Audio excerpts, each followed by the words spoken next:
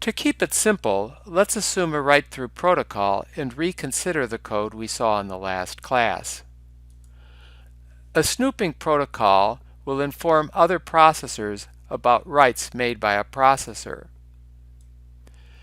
We could use a write-update protocol, in which case each cache that holds the same block updates its values, causing the write to be propagated immediately, or we could use a write-invalidate protocol, in which case a cache that holds the same block simply invalidates its copy.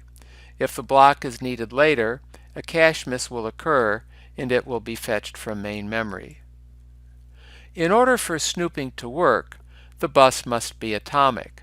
That is, if a transaction obtains a bus, it does not relinquish the bus until it completes. Most buses work like this, but some buses are split transaction buses, so that the bus doesn't have to be held for the entire time that the memory access is taking place. Snooping won't work with split transaction buses. Another assumption is that writes must occur in program order. So if the compiler or the write buffer reorders writes, snooping won't work. To show what's going on, we will display state transition diagrams that involve four kinds of transactions: processor reads and processor writes.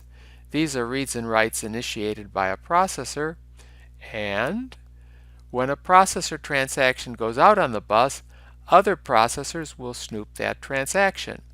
A bus read, the third kind of transaction, is a read that the snooper sees coming across the bus, and a bus write is similar.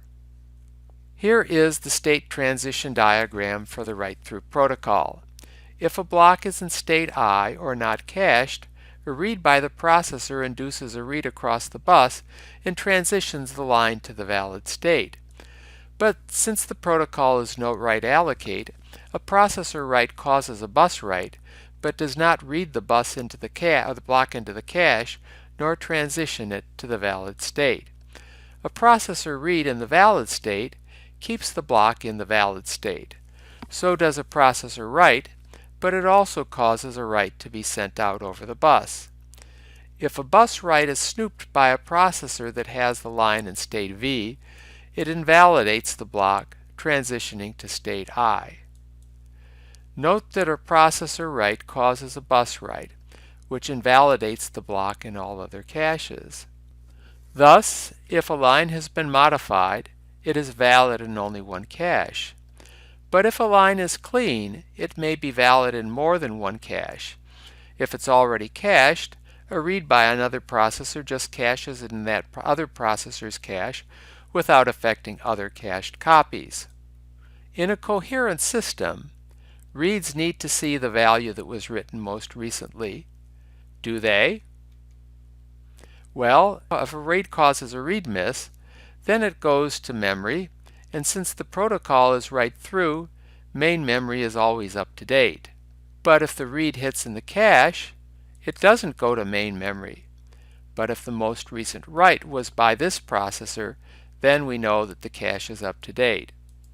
And even if the most recent write was by another processor, if the value is cached in this cache, it must have been cached by the read miss after the most recent write by another processor.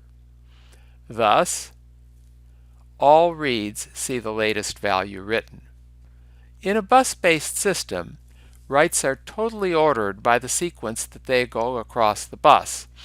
Reads are not totally ordered because we can't tell and don't care whether one read precedes another read as long as the two reads return the same value. The value that the read returns is determined by the most recent write.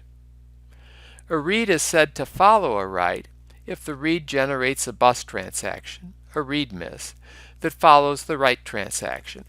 In this case, the read miss labeled 1 follows the write labeled 1 because the read miss generates a later bus transaction. A write follows another bus transaction, either read or write, if it generates a bus transaction that is later than the transaction it follows. Thus, the write labeled 2 follows the read labeled 2 because its bus transaction is later than the bus transaction for the read. A write follows a particular read if that read does not generate a bus transaction, but no bus transaction intervenes between the read and the write. Thus, the write labeled 3 follows the read labeled 3. Write-through guarantees coherence, but isn't a very good approach because it uses too much bus bandwidth. Thus, it is rarely, if ever, used in SMPs. How many processors could a 1 gigabyte per second bus support without saturating? The alternative is a write-back cache. It has lower bandwidth because writes go only to the cache, not to memory, but it's more complicated to ensure write propagation and serialization. In later videos, we will study protocols that can ensure this.